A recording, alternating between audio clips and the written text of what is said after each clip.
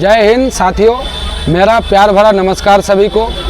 जैसा कि परिवार घर में कैसे टूटता है, परिवार टूटता है तो क्या स्थिति आ जाती है और जुड़ता है तो क्या माहौल बनता है परिवार के अंदर, तो आज ये खास चर्चा होगी और इस चर्चा की रचना है सिर्फ परिवार के लिए। परिवार मात्र बीवी और बच्चों का नाम नहीं होता, परिवार कभी अलगाव भरा कोई पैगाम नहीं होता और प्रतिकूल परिस्थिति में मन कभी नहीं छोटा करते। परिवार सदा उम्मीदों को ऊंची उड़ान दे देते हैं, जीवन में हर मुश्किल का समाधान दे देते हैं। परिवार प्यास में गंगा और यमुना की धार बना करते हैं, बीच भंवर में नाव फंसे तो ये पतवार बना करते हैं। परिवार वही जब भाई को बाजू का बल समझा जाए और प्रत्येक सदस्य मिला के रामा दल समझा जाए। परिवार वही जब बेटी सीता अनुसुईया जैसी हो, मर्यादा का मान रखे गायत्री गैया जैसी हो। परिवार वही जब दादी और दादा का मान सुरक्षित है। परिवार वही जब संविधान वाला वरदान सुरक्षित है। परिवार साथ हो तो बच्चे इतिहास रचा के रख देंगे, सुंदर कर्मों से एक नया आकाश रचा के रख देंगे।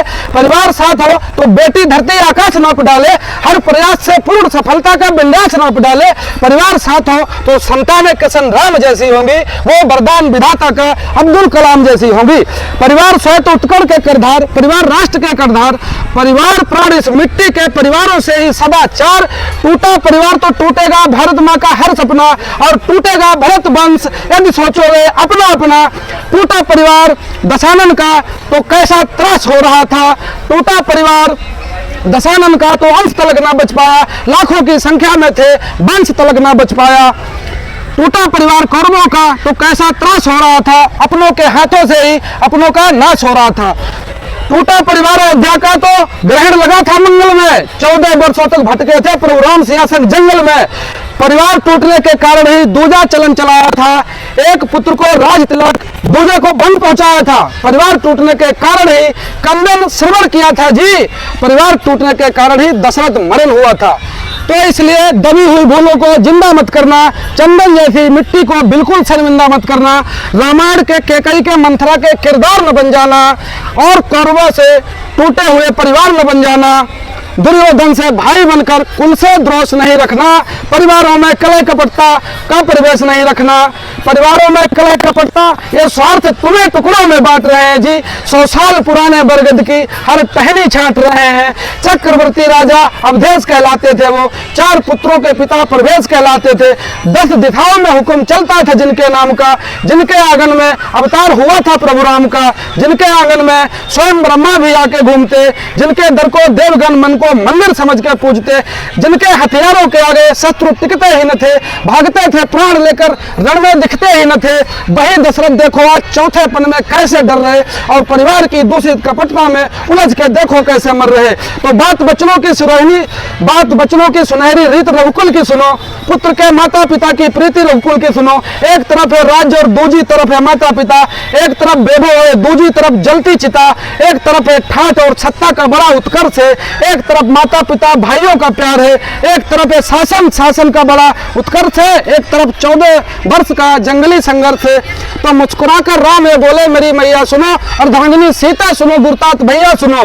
राज रघुकुल का हमारी रीत से बढ़कर नहीं और भरत भैया की पावन प्रीत से बढ़कर नहीं। परिवार खुश ना कर सके तो राम ही किस काम के, काम ना हो तो चरितार्थ ही किस काम का। तो छोड़ सिंहासन हृदय की आस को, राम ने 14 वर्ष वनवास फिर चुन लिया। राम ने खुलकर निभाया खून के अनुबंध को और भरत ने भी बनाया प्रेम के अनुबंध को। लाल लक्ष्मण ने भी की सेवा भाई की उम्र भर, शत्रुघ्न भी चलते थे करों को साथ जोड़कर।